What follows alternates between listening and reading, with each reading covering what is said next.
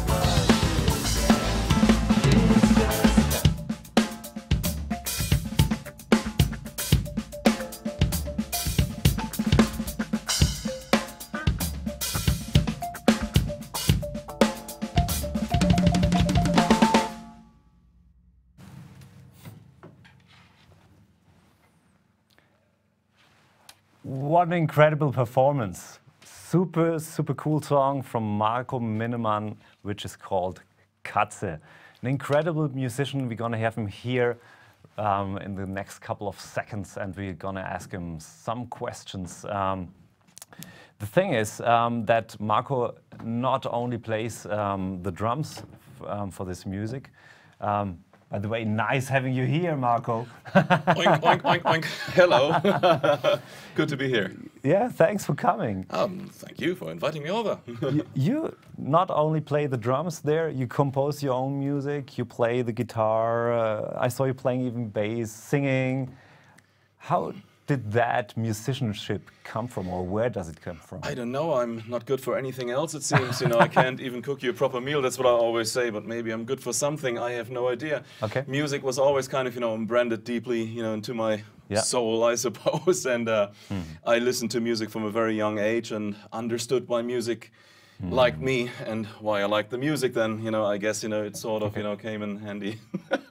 But you started your professional career in the Munich area, so to say, with a band which is called like the Freaky Fucking Weirdos. That is true, but that was actually much later. I started actually in Hanover at first. That's where I grew up. Yeah. And I'm actually from the north. And so then I moved actually over to the south. I was already doing stuff in Hanover. But yeah, that particular band, that's actually very true, was my first band with a major record deal. It was like BMG. And we did a couple of albums, and it was very interesting stuff. It was like a punk, rock, metal, funk, jazz band, you know? Yeah, I think the name of the band described the music pretty well, definitely. Yeah, something true about that, you know, and we did, I think, 5 albums together, if not even more, I don't know. Wow. But yeah, those were, true. Thanks for reminding me, I almost forgot. Was it the band which made you move from Hanover to Munich, or? Yeah? Yeah, I can clearly say that, yeah. Okay. It was like a band, you know, that, you know, who signed me, those guys, and I made a move. I got a salary, and we, you know, we had a record, you know, contract, so it was definitely my first professional band, I can clearly say that, yeah. Okay, great. And as crazy as they were, or are, in a good way. In Hanover, let's get some steps back, so to say. When you started playing music, you told that in different interviews that you've been playing the organ and stuff like that. But what made you move to play the drums, so to say? Well, you know, it was kind of interesting because at first my father had, like, you know, a guy, you know, from his work, like a colleague, he was having a band and he played drums. I always loved listening to music, and once he invited me over to where these guys were rehearsing. That was when I first ever saw a drum set. And I thought, like, well, that's kind of cool. And I sat in with those guys, and they played, I think, like a Beatles cover tune or whatever. And I was actually capable to play a groove, you know, and I remember this guitar player looking over to me going like, what? And so they told my dad, hey, you know, this guy has talent or something, let's give him, you know, something. So they gave me a snare drum. Oh, wow. And then they got me, first of all, a thing called Aufschegruppen, you know, where, you know, you play percussion and all these kind of things. By that time I was like really young, like 4 or 5 years old, or even younger, I didn't know, you know. And then after that, they got me into like an organ group, so I learned actually organ, you know, like basically like, you know, keys over here, keys over there for the chord end, here the melody, and foot bass. And that I did actually for a little bit, and then I kind of got bored with it, I gotta really say, because, you know, it was, what are you gonna do with organ, you know? Deep Purple already had John Lord, so there was no place left. Right. And then, you know, from there on, you know, I remember, like, you know, passing by one day a shopping window somewhere, actually, Pro Percussion Center, that's what this thing was called, actually. And that was in Hanover, the branch, and I saw this drum set there, you know, and my father, he looks at me and he goes like, and he saw that I was in awe of the drum kit, and he goes like, hey, do you want to play drums? And I said like, oh, you know, that could be interesting. And I looked at him and he goes like, really? And he goes like, well, I buy you that thing. And but then you got to take lessons, and then you got to take it serious. And I just thought like, oh my gosh, you know, so like when he really buys me all that crap, you know, then I better give something back, you know. And so I was like, okay, I'm not going to disappoint you. Wow, I tried my best, you know, to this day. Yeah, you definitely did. I mean, in the late 90s, early 2000s, I mean, you've been around as a, I have to say, like the major clinician. And I mean it in a really, really good way. I mean, it was stuff, everybody was sitting in the audience and was standing there that, what the hell can this guy play? And the great thing about that always was like, you could do all those crazy stuff, but it always grooved. It was always nailed. Oh, thank you. But the question is like, you were really busy touring the world as a clinician. What made you then move to go more to that step to be a musician, so to say? Well, I always was more a musician. Here's the thing, as you rightfully mentioned, the Freaky Fucking Weirdos, which you know I already played in, you know, since the early '90s. That was a band, you know, and then after that I had this other band called H-Blocks in Germany. Then I played with Nina Hagen here actually as well, and that was all in Germany. Really famous in Germany. Yeah. For the international audience. Oh yeah, they she's even known in the States and other countries. So I was already doing that, you know. But for some reason, you know, once I started, you know, doing drum solos in the shows and stuff like that, some people from drum companies and also fans and people and whatnot, you know, asked me, oh my gosh, you know, what are you doing there with this independence and what is all of that? So Warner Brothers approached me, and they wanted me to write this as a book and then do DVD and some other kind of stuff. And then the drum company sent me out on clinic tours that came that happened by accident, you know. Literally, I was like oh, and they offered me a lot of money and a lot of touring with that. And I thought like, well, I might as well do this for a little bit and see what's going on. I never left out the other bands I was working with, you know. But it was the time, I guess, you know, we drummers were what the 80s were for the guitar players pretty much, you know, that was the drummers that happened actually in the late 90s for a whole decade, where all of a sudden, you know, remember like when you know, Steve Vai, Joe Satriani and Tony McAlpine and Yngwie Malmsteen, all of a sudden in the 80s there were like all those ballerina guitar players, you know. I'm not saying this in a mocking way, okay, you know, it's like a little bit, you know what I mean, you know, but and that was us drummers, you know, when all of a sudden everybody, you know, wanted to hear Shredfest on the drums, you know. And I got bored of that pretty quick, I gotta say, because I always did my solo albums, you know. I have like, I think 25 solo albums out, you know, that's my passion. I write music. And then I realized that after a while, I said like, oh my gosh, you know, I was like, you know, I'm getting booked for this kind of thing. I'm all of a sudden, you know, I was cautious to becoming the clinic guy or something, right? Which fortunately, now is way back and in the background, you know. I mean, I played with a lot of great artists, you know, and still do, you know, Joe Satriani, Stephen Wilson, Necrophages, Creator, and you name them, whatever, you know. And now my new band and all Aristocrats. Yeah, that too. Yeah, absolutely. So let's see what we've got next for you.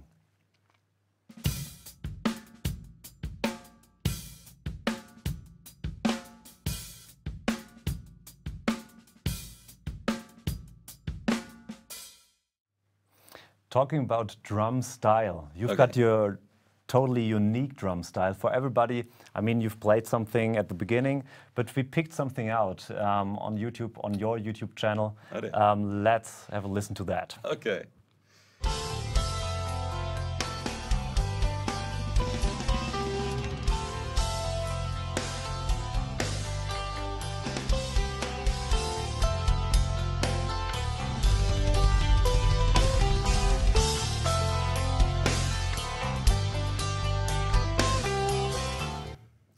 Yeah, nice sounding track. It's also something which will be released soon. Yeah, that's actually gonna come out on my forthcoming album, and I'm working on this. And yeah, I'm playing again most of the instruments. I have a few wonderful guests like Alex Lifeson from Rush again, you know, on the album, and a few other cool people.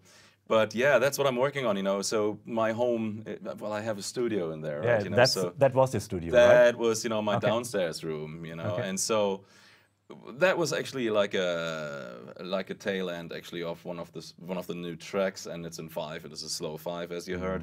And so, you know, I filmed that take, and that is actually literally kind of sometimes I have like just like a little, you know, zoom camera or whatever it is, you know, kind of mount it, and then, you know, and play along to it, and then, you know, if the take is good, why not use it as a little trailer? You know, absolutely, that, you know, yeah. I mean, the other thing, you are busy recording yourself for different artists, but you're also touring with artists. And we met you yesterday at the Lorelei Rock Festival with your new band, The Sea Within. Yeah, look at that. You're also wearing a t-shirt of them, which is an incredible band. You have to go and check them out. It's really, really progressive rock at its best. I'm gonna make sure to check them out. Oh, thank you. And we did some filming there, and we want to show this our members and all the other people.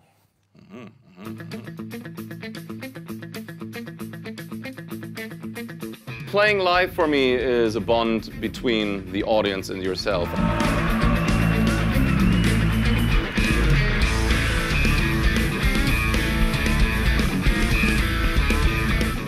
My drum style, sort of, I would say I'm a rock drummer with like a little bit of like, you know, jazz influences and, you know, classical playing, and I feel home in metal, in rock, and pop, and funk, jazz music, or all other sorts of crazy stuff, I guess.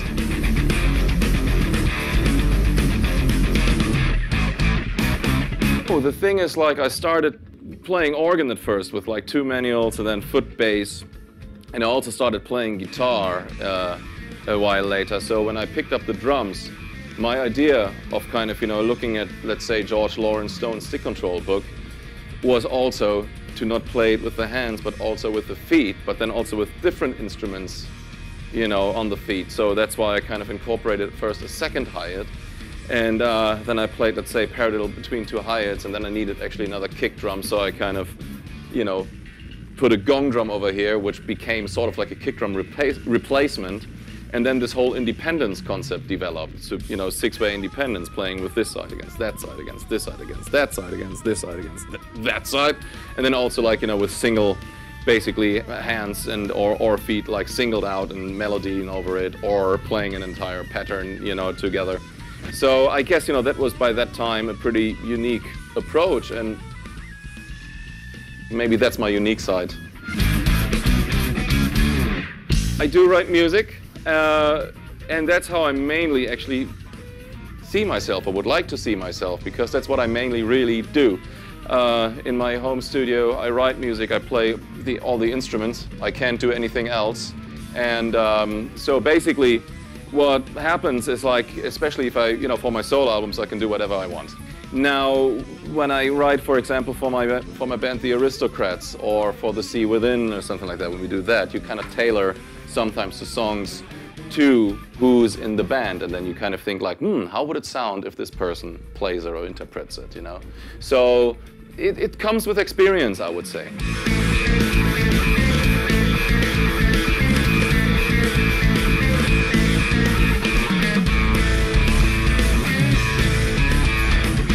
Yes, I do have fun with music, and it is an enjoyable process. For me, music is like painting, or like, you know, any art form or something. It's like, it's never like going to work. It's always fun. It's always kind of, I can't wait to do this, you know?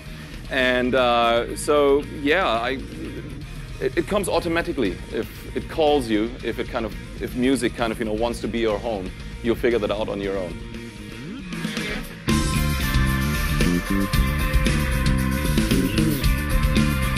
The key for making actually a living these days as a musician is, well, I think that meanwhile we live in a great time to build your own home studios. I'm pretty confident, like, that with $5,000, $6,000, you can get like a professional recording done at home and then send it out. The internet connections are fast. Be as good as possible, as passionate as possible about these things, and just play with all of your heart and have fun with it. And I guess, you know, your voice will get heard.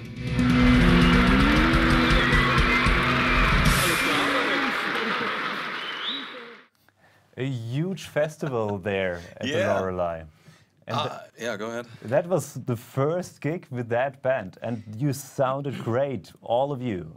Absolutely. Thank you. Well, you know what? Right? No pressure. You know, the first show, you know, for that band at the sold-out Lorelei Fest with a prime spot. You know, like, I mean, that was just. You know, when we recorded The Sea Within and we started actually writing for that, I never ever imagined that this thing would be close as being such successful, you know, as it already is. And so, you know, when the album came together, all of a sudden, you know, we figured pretty quick, wait a minute, we got a pretty nice product in our hands. The songs were nice, it sounded good, and I thought we made a pretty strong statement. And then, you know, the first gig offer came in, 8:45 p.m. at the prestigious Lorelei Fest in front of 4,500 people. Nice. And it entered the charts, the album, at #7 in the rock charts in England, and I think, you know, in the, you know, top 30, like 23 or something, in the German official charts. So we were like, obviously going like, oh, I think, you know, that was like, you know, the strongest debut release that I ever had with a band of mine. Wow. So we're definitely booking a tour now for next year, and we already actually have a few gigs together, and very pleased to make this my new home. That's for sure. Nice. It was great being on the road with you there. Oh, thank you kindly for coming, really, yeah. Definitely.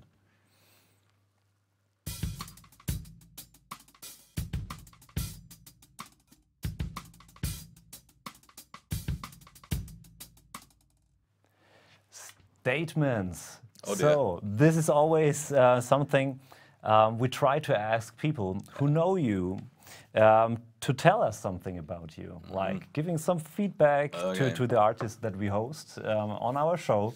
And I don't want to talk too much. Let's see who we've got there. Hi Marco. I was asked to give some statements about Marco Minnemann. I love to do this. Statement number 1. You are one of the geilsten drummers I ever was allowed to play with. Statement number 2. You forced me to play really odd meters, like 15-16 or 13-16, which was awful to play, but sounded great after you played over it. I have no idea how you do this. Statement number 3. One of the greatest experience to listen to you was when a couple of years ago heard you playing with Aristocrats in Munich. Backstage, sold out backstage, and you came in the first time with a 4/4 straightforward beat. And it was so intense, good sounding and powerful, that everybody was crying in the beginning. It was unbelievable. Come in with a 4/4 beat and everybody's crying. Masterpiece. So, I hope it's good for you to see me now, and I'm looking forward to see you soon when you recorded your live show at Online Lessons. Bye-bye. Oh. Peter Wölpel from Munich. I love this guy. Absolutely incredible guitar player. Oh, yeah. And when was it the last time that you were playing with him? Long time ago. You know, I mean, we go all the way back. Like, I think, you know, we started playing together 20 years ago or longer, actually. And I think Peter is like, you know, such a wonderful human being, first of all. Always great to be on the road with him, to share stories with him, to go out with him, to have fun with him. And as a guitar player, it's just like, you know, great because, you know, he's just so musical. He leaves space when space is needed. He comes up with great tones with just incredible musicality. And we share the same love for tele guitars, you know, at some point. I remember when we picked up this one guitar and he started playing. I appreciate players like him, you know, because he comes with this one guitar and then starts, you know, like playing and doing his art and paint, basically. And just, you know, I witnessed him doing like, you know, just amazing guitar solos, just, and you know, an overall playing, you know. So, yeah, I was very pleased to see him again here on the screen, you know. Great. He's also a teacher here at Online Lessons, and he was, I mean, you made so a huge impact. He always followed your career, absolutely. And he was always speaking the highest words from you. It's about time we reconnect on some other playing things again, you know. Definitely. And you also brought some other stuff with you so that we can hear another song from you, right? Yeah. It's also from a solo album. It's not from this one. It's not from that one. The song is called Xmas or Christmas. Christmas cell phones. Exactly. Christmas cell phones, which is from an album called Contraire de la Chanson, which is actually that I released that one in 2004, I believe. You know, I haven't played that song in a while. Same, by the way, for Katze, which is in 13/16. Actually, if you watch closely, I was playing it. I screwed up one part briefly. I recovered though. I think, you know, you might not have heard, but I give it away now. And but Christmas cell phones, yeah, that was a complex kind of piece, and I haven't played these things in a while, you know. So that was so cool. I just kind of, you know, when you wrote me about like sending some play-alongs, I was like, hey, why not that again? You know, that is a cool track. Contraire de la Chanson is actually a persiflage on the album. The song remains the same from you know, from Led Zeppelin, because Contraire de la Chanson means exactly the opposite in French. Opposite, exactly. So there you go. No. That means. Let's go to the drum set. Do you want me to kind of, you know, all right, let's do this. Absolutely. So, as Marco said, Christmas cell phones. Take a really close listen. Maybe you will hear some fake cell phones, so to say, on some symbols. Or other mistakes. I'm not sure if we're gonna hear that. I'm definitely not sure. So next song, Christmas cell phones. Have fun with that one.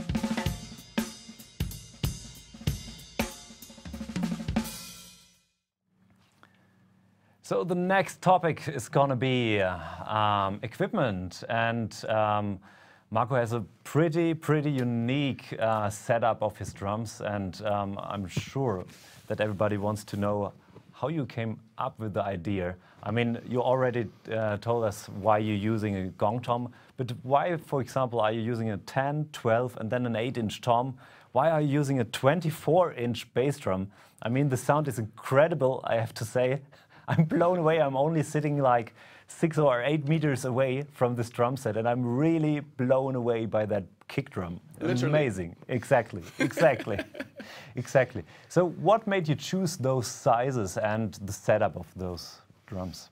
Okay, so well, you know, talking about the setup, it took me years to figure out really of what I want at the drum set, you know. So, you know, or on the drum set, I was kind of messing around with a lot of hi-hats. I had actually, you know, a 14-inch hi-hat, then a 12-inch hi-hat or a 10-inch hi-hat, and then an 8-inch hi-hat over here. A lot of weird kind of little cymbals and whatnot. And then I had like even at some point a foot snare drum over here. And then, you know, I listened back to it after a while and I thought like, man, that sounds like shit. I was like, you know, I don't like these sounds at all. And I thought like, you know, and it's kind of funny, you just cannot tell that, you know, within like, you know, the first 2 years of, you know, playing with that or something, it comes really gradually that you all of a sudden, you know, are confident and happy with your sound you have, and that you kind of, you know, form a well-rounded drum kit, you know, with like sound sources. You can basically entertain all the styles of music you want to play with. And this is pretty much what this is, you know. I do like the impact, you know, of like a big kick drum, you know. So basically like a, you know, it's not unusual. Meanwhile, you know, it's like, you know, unusual to play a 24-inch kick drum, it seems, you know. But look, if you look back to the 70s, you know, all those guys, you know, like John Bonham, you know, or even, you know, Buddy Rich, you know, and all these bands, you know, Roger Taylor, you know, from Queen, or the guys from UFO or something like that, you know, everybody was using big kick drums and they just sound fantastic. And I'm just a huge fan of it. Look, Van Halen, all those guys, I like that sound of like big, you know, I want to have a big separation. You know, for me, a kick drum builds the low end of the kit. The snare drum is basically the response of the kick drum. So I like it to be high and cracky, you know, without losing depth, you know. So yeah, it's kind of, you know, you learn how to tune it that way, or what kind of rim you have on, or what kind of shell you're using.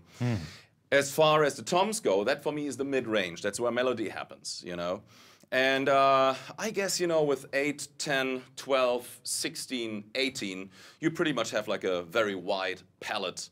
Then yeah, there is the gong drum over here, which I mainly use as a, you know, kick drum replacement, I always call it. That's when I kind of, you know, work with 2 hi-hats and, you know, and play like the, you know, the gong drum on top of it. Or just sometimes as a low-end kind of, you know, fill or something where it surprises people, goes like, ooh, what just hit me in the stomach? And cymbal-wise, you know, that's the high EQ pretty much of the drum kit, isn't it? You know, it's like metal. And people always tell me I hang my cymbals very high when they see me. Yeah. First of all, the one thing that is really good of hanging up your cymbals high, even though if you don't have to, you know, it is like you avoid bleeding into the tom mics. You know, so you get a nice separation, and it's beneficial for the sound. Now, here's the thing. I'm a tall person. Look at my arm range, you know. So the thing is, like, for me, look what I'm doing. I'm hitting the cymbal without even moving my arm, you know, from this position. So for me, these things are close. It's actually not that high. So when people see you from down the stage, you know, they look up and go like, oh my gosh, that cymbal is like 100 meters high. You know, so it's actually really not. You know, it's comfortable. You make yourselves at home, you know, and feel comfortable how you play, I guess. And, you know, so, and the reason why the 8-inch tom is over here is, you know, usually when you see me play, I kind of, you know, sit pretty straight. And I do like to have, like, you know, the lower toms, you know, sort of in front of me, because, you know, I love, you know, playing that way. So 10, 12, 16, 18, you know, as like, you know, the main rock response. And this one here as more like, you know, a little side effect, you know, that you get like, you know, in when you kind of, you know, play melodies or something. But it actually, the way it established for me was when I used to have the 8-inch hi-hat over here, it was kind of far away when I put the 12-inch tom over here, right? So the 8-inch height would be over there. So that's when I first came up with the idea, well, you know what, I put the 8-inch tom over here. I like to play the lower toms anyways over here. And then all of a sudden I kept it that way. Even I don't play that stupid 8-inch thing anymore. So, and, you know, but honestly, I sometimes mess around with it, you know. Sometimes just for fun, I kind of, you know, set them up again, 8, you know, 10, 12 or whatnot. But I don't know, you know, my standard kit, you know, and I'm feeling home with is just these sizes. You know, like I said, first of all, like yesterday in the interview, what we did, I do like a rock sound. I do like a rock sound. That never really changed. Yeah. Like an open sound. And you make it sound phenomenal. Why DW? Oh, yeah, DW, great drums, right, yeah. It's, you see, when I moved to the States, well, I already kind of signed with those guys before. It felt like, you know, they understood what I wanted to go for, you know, like John Good, Don Lombardi and all those guys, you know, I know that they're meanwhile, you know, like family, so to speak. I know these guys for 2 decades, you know. And, you know, they listened, you know, when I had an idea. I remember, like, with other big companies, you know, you would be one of many drummers, you know. Well, DW has quite a roster too, but for some reason, you know, they really cared, you know, and they, you know, when I told them about, like, the gong drum and how I wanted it, you know, or, you know, certain other kind of, you know, things, sizes or certain clamps and hardware kind of things, they were always so accommodating and just kind of worked so hard, you know, on yeah, pleasing, you know, me, you know, with these, yeah, you know, with, like, you know, cable hi-hats, you know, how long the cables are, how smooth they go, you know, and so I really feel musically understood, you know, for what I need, you know. Nice. Yeah. That leads us directly to our next topic, and see you here next to my desk.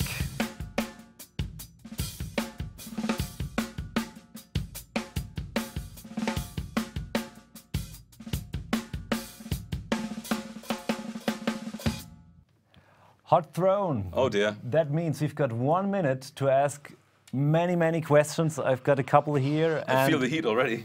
And of course, I do have a clock here, so... Try to make it quick. Absolutely. So, let's start. What was your first drum set? Tama Mahogany Superstar. What's the name of your first drum teacher? Manfred Kahl. Name 3 of your personal drum heroes. Buddy Rich, Vinny Colaiuta, Simon Phillips. How many miles are you flying per year? 150,000. That's probably a lie. What was the first album you were playing on? Freaky Fucking Weirdos, Senses Wonder.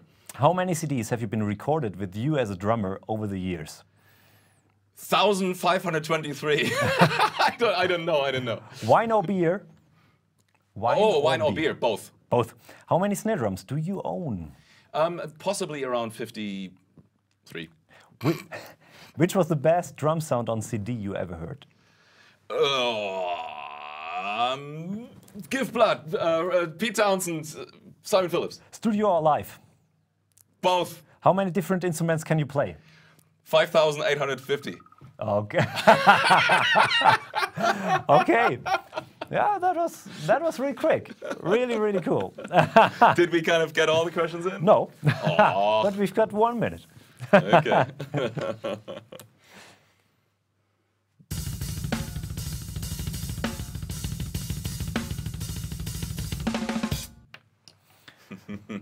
Course.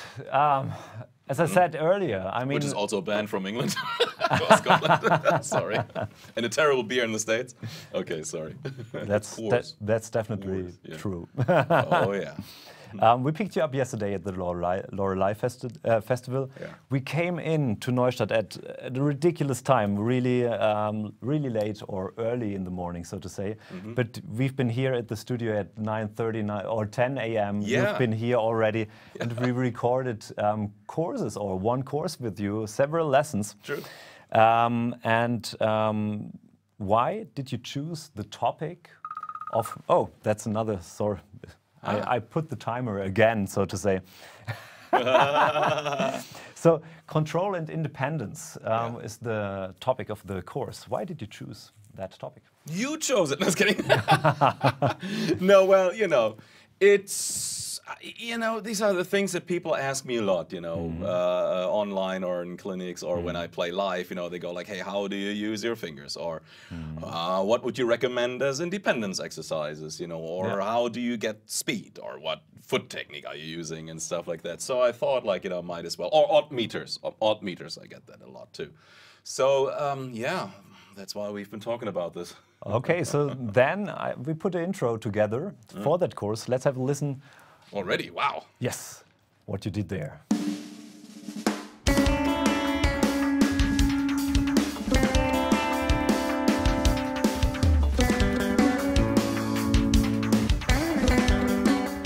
Good morning, good evening, good afternoon, wherever in the world you are. This is Marco Minnemann, I guess. Sometimes I don't know myself. No. Yeah, here I am at online lessons, and fantastic to be here, and wonderful people recording me doing, you know, all my stuff that I play and I want to share with you. And in this particular row of chapters, I would say, we talk about, you know, things like the finger control technique. Fingers versus wrist.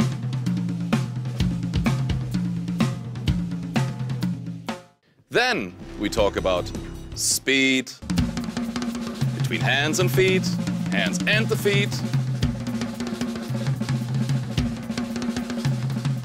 Then independence. You know, we go into all sorts of kind of things, how to use it musically on your drum set, and also how to incorporate odd meters in your playing, and also with independence. We talk about foot technique.